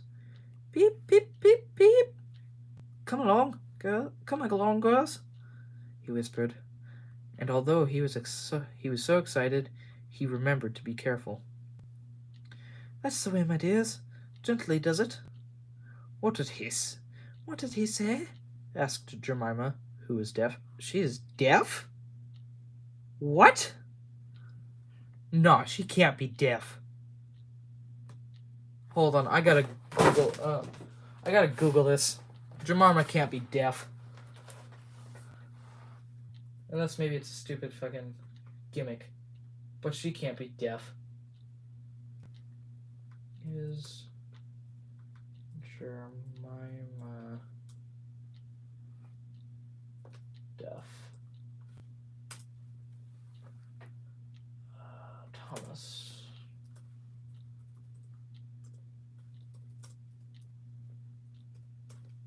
She can't be fully deaf. Yeah, she can't be. Let's see. List of characters. Northwestern Scarlowy. Yeah, Scarlowy. I'll go to that page. She can't be deaf, though. Okay, yeah, no. I need to... Okay, Scarlowy Railway. I'll go down to that. She can't be. Sorry for stopping the story so abruptly, but I just need to know. No, not Arsdale. Oh, it's my fucking Wi-Fi. Really? Okay, well, that's not gonna work, so... Okay, well... I don't think she actually is deaf, but I just think she's, like, not listening, I guess. Yeah. Yeah. Okay, I will be looking that up later tonight, though, because I don't think she is. Okay. He said, "Come along, girls," and he called us his dears, simpered the other coaches. Really, one does not... that is fucking Shakespeare. Okay. Really, one does not know what to think. Such a handsome young engine, too. So nice and well-mannered. And they tittered happily together as they followed Peter Sam. Yeah, I wouldn't be surprised, but deaf is just like oofta. I'll search it up. Anyway, Peter Sam fussed into the station to find Henry already there. "This won't do, youngster," said Henry. "I can't be kept waiting. If you are late tonight..." I need to do my Henry voice. Okay. Are you doing that? "This won't do, youngster," said Henry. I can't be kept waiting. If you are late tonight, I'll go off and leave your passengers behind." "Pooh!" said Peter Sam, but secretly he was a little worried. But he couldn't feel worried for long. "What fun this is," he thought as he ran around his train. He let off steam happily while he waited for the guard to blow his whistle and wave his green flag. Peter Sam puffed happily away, singing a little song. "I'm Peter Sam and I'm running this line. I'm Peter Sam and I'm running this line." The people waved as he passed the farms and cottages, and he gave a loud whistle at the school. The children all ran to see him puffing by. Angus, Ruth, Jemima, Lucy, and Beatrice enjoyed themselves too. "He's cocky." Trot, trot, trot. No. Trock, trock, trock, trock. Yeah. Okay, yeah, it's saying. Okay. "He's cocky." Truck, truck, truck. "He's cocky." Truck, truck, truck. No.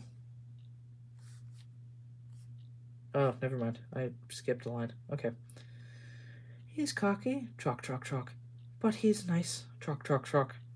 "He's cocky." Truck, truck, truck. "But he's nice." Truck, truck, truck. They sang as they trundled along. They were growing very fond of Peter Sam. Every afternoon, they had to wait an hour by the station by the lake. Had to wait an hour at the station by the lake. The driver, fireman, and the guard usually bought something from the refreshment lady, and went and sat in Beatrice. The refreshment lady always came home on this train. Time passed slowly today for Peter Sam. At last, his driver and fireman came. "Peep, peep! Hurry, please," he whistled to the passengers, and they came strolling back to the station. Peter Sam was sizzling with impatience. "How awful," he thought, "if we miss Henry's train." Yes, he has passed the vibe check. Anyway. The last passengers arrived. The guard was ready with his flag and whistle. The refreshment lady walked across the platform. Then it happened. The guard says that Peter Sam was too impatient. Peter Sam says he was sure he had heard a whistle. Anyway, he started. Come quickly, he puffed. Stop, stop, stop, wailed the coaches. You've left her behind! You've left her behind! The guard whistled and waved his red flag. The driver, looking back, saw the refreshment lady shouting and running after the train. Bother, groaned Peter Sam as they stopped. We'll miss Henry's train now. The refreshment lady climbed into Beatrice, and they started again. We're sure to be late, panted Peter Sam frantically. His driver had to keep checking him. Steady, old boy, steady. Beep, beep. Peter Sam whistled at the stations. Hurry, please hurry. And they reached the big station just as Henry steamed in. Hurrah! Said Peter Sam. We've caught him after all. And he let off a steam of relief. Whoosh! Not bad, youngster, said Henry loftfully. The refreshment lady shook her fist at Peter Sam. What do you mean by leaving me behind? She demanded. I'm sorry, refreshment lady, but I was worried about our passengers. And he told her what Henry had said. The refreshment lady laughed. You silly engine, she said. Henry wouldn't dare go. He's got to wait. It's a guaranteed connection. Well, said Peter Sam. Well, where's that Henry? But Peter Sam was too late that time, for Henry had trottled away. I think there's one more, maybe two more. Nope, one more. Let's see. You guys want to do the last one? I'm having quite fun reading this, to be honest. I do like my Peter Sam voice too. I think him having a lighter voice is really nice. Like an innocent lad kind of thing. I don't know. I say we keep going. Yeah, okay. Alright. Now, on to the final one. Old Faithful. Sir Handel stayed shut up for several days, but one market day, Peter Sam could not work. He needed repairs. Sir Handel was glad to come out. He tried to be kind, but the coaches didn't trust him. They were awkward and rude. He even sang them little songs, but it was no use. It was most unfortunate, too, that Sir Handel had to check suddenly to avoid running over a sheep. Yeah, I thought so too. Anyway. He's bumped us, screamed the coaches. Let's pay him out. The coaches knew that all engines must go carefully at a place near the big station, but they were so cross with Sir Handel that they didn't care what they did. They surged into Sir Handel, making him launch off the line. Luckily, no one was hurt. Sir Handel limped to the shed. The thin controller inspected the damage. No more work for you today, he said. Bother those coaches. We must take a village. No, hold on. Oh, no, I'm still on the controller. Okay. Bother those coaches. We must take the village people home and fetch the tourist, all without an engine. What about me, sir? said a voice. Scarloe, he exclaimed. Can you do it? I'll try, answered the old engine. The coaches stood at the platform. Scarloe advanced on them, hissing crossly. I'm ashamed of you, he scolded. Such behavior. You might have hurt your passengers. On market day, too. We're sorry, Scarloe. We didn't think... It's that Sir Handel. He's... No tales, said Scarloe firmly. I won't have it. And don't you dare play tricks on me. No, Skarloey, of course not, Skarloey, quivered the coach Liz meekly. Welcome back, Lucas. Right now we're reading Old Faithful, last of the Four Little Engines. Skarloey might be old and have dirty paint, but he was certainly an engine who would stand no nonsense. His friends crowded around, and the guard had to shoo them away before they could start. Skarloey felt happy. He remembered all the gates and stiles where he had to stop, and whistled to his friends. The sun shone, the rails were dry. This is lovely, he thought. But presently they began to climb, and he felt short of steam. Bother my tubes, he panted. Take your time, old boy, soothed his driver. I'll manage, he wheezed, and pausing for a breath at the stations, he gallantly struggled along. After a rest at the top station, Skarloey was ready to start. It'd be better downhill, he thought. The coaches ran nicely, but he soon began to feel tired again. His springs were weak, and the rail joints jarred his wheels. Then, with a crack, the front spring broke, and he stopped. I feel all crooked, he complained. That's torn it, said his driver. We'll need a bus now for our passengers. No, pleaded Skarloey. I'd be ashamed to have a bus take away my passengers. I'll get home or bust, he promised bravely. The thin controller looked at his watch and paced the platform. James and his train waited impatiently, too. They heard a hoarse peep-peep. Then, growling, clanging, and clanking, Skarloey crept into sight. He was tilted to one side and making fearful noises, but he plodded bravely on. I'll do it, he gasped between the clanks and the groans. I've done it! He sighed thankfully as the train stopped where James was waiting. James said nothing. He waited for his passengers and then respectfully puffed away. You are right, sir, said Skarloey to the owner that evening. Old engines can't pull trains like young ones. The owner smiled. They can if they're mended, old faithful, he said. And that's what'll happen to you. You deserve it. Oh, sir, said Skarloey happily.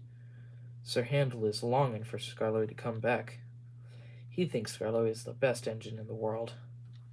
He does his fair share of work now, and the coaches never play tricks on him because he always manages them in Skarloey's way. And that is the Four Little Engines. Woofda.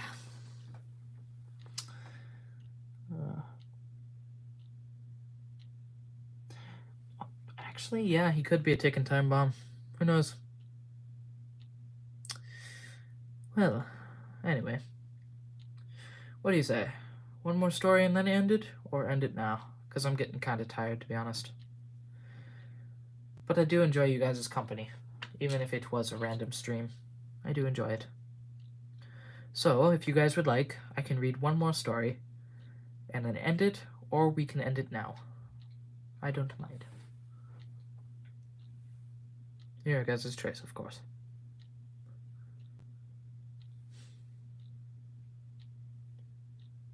Ah, yes, the ominous ticking clock.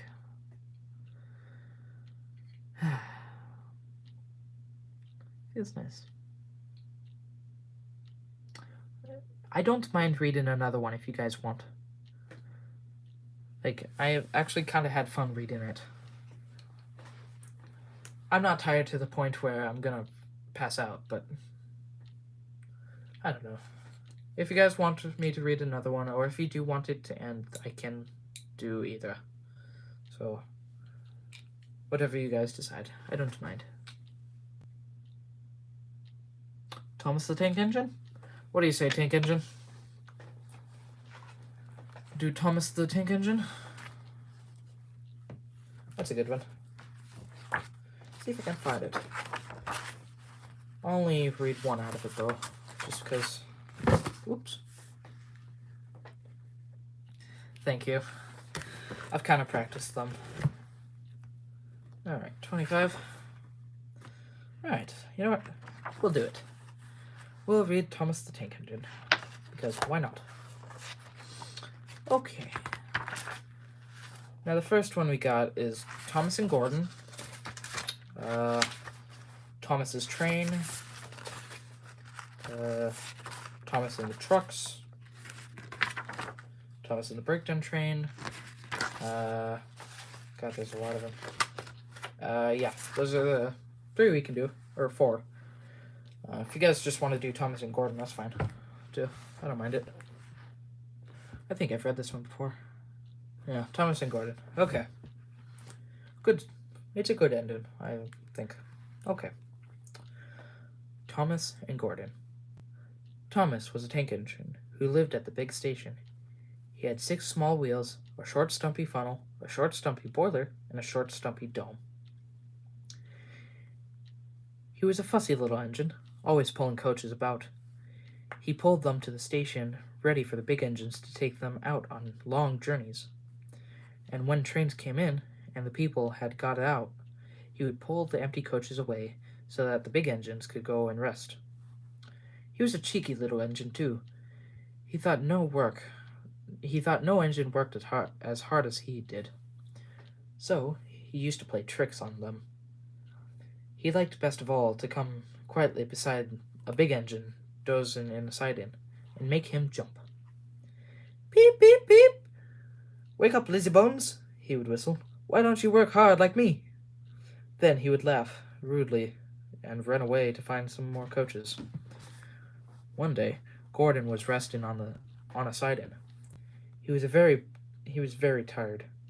The big express he always pulled had been late, and he had to run as fast as he could to make up for the lost time. He was just going to sleep when Thomas came up in his cheeky way. Wake up, lazy bones, he whistled. Do some hard work for a change. You can't catch me. He ran off laughing. Instead of going to sleep again, Gordon thought of how he could pay Thomas out. One morning, Thomas wouldn't wake up. His driver and fireman couldn't make him start. His fire went out, and there was not enough steam. It was nearly time for the express. The people were waiting, but the coaches weren't ready. At last, Thomas started. Oh dear, he yawned. Come on, said the coaches. Hurry up. Thomas gave them a rude bump. Gave them a rude bump and started for the station. Don't stop dawdling, don't stop dawdling, he grumbled. Where have you been? Asked the coaches crossly. Thomas fussed into the station, where Gordon was waiting. Poop, poop, poop. Hurry, you, said Gordon crossly. Peep, peep, peep. Hurry yourself, said cheeky Thomas. Yes, said Gordon, I will. And almost before the coaches had stopped moving, Gordon came out of his siding and was coupled to the train. Poop, poop, he whistled. Get in quickly, please. So the people got in quickly. The signal went down, and the clock struck the hour. The guard waved his green flag, and Gordon was ready to start. Thomas usually pushed behind the big engines to help them start, but he was always uncoupled first, so that when the engine was running nicely, he could stop and go back. This time, he was late, and Gordon started too quickly that they forgot to uncouple Thomas. Poop, poop, said Gordon. Beep, beep, beep, whistled Thomas. Come on, puffed Gordon to the coaches. Pull harder, puffed Thomas to Gordon. The heavy train slowly began to move out of the station. The train went faster and faster, too fast for Thomas. He wanted to stop, but he couldn't. Beep, beep, stop, stop, he whistled. He whistled. Okay, weird thing to say, but welcome, Super Dave. Okay. Hurry, hurry, hurry, laughed Gordon in front. You can't get away, laughed the coaches. No, that was in coaches. Oh, oofda. Never mind. Doing that again. You can't get away, laughed the coaches. Poor Thomas was going faster than he had ever gone before. He was out of breath and his wheels hurt him. But he had to go on. I shall never be the same again, he thought sadly. My wheels will be quite worn out. At last they stopped at a station. Everyone laughed to see Thomas puffing and panting behind. They uncoupled him, put him on a turntable, then ran him on a siding out of the way. Well, little Thomas, chuckled Gordon as he passed. Now you know what hard work means, don't you? Poor Thomas couldn't answer. He had no breath. He just puffed slowly away to rest, and had a long, long drink. He went home very slowly, and was careful afterwards never to be cheeky to Gordon again.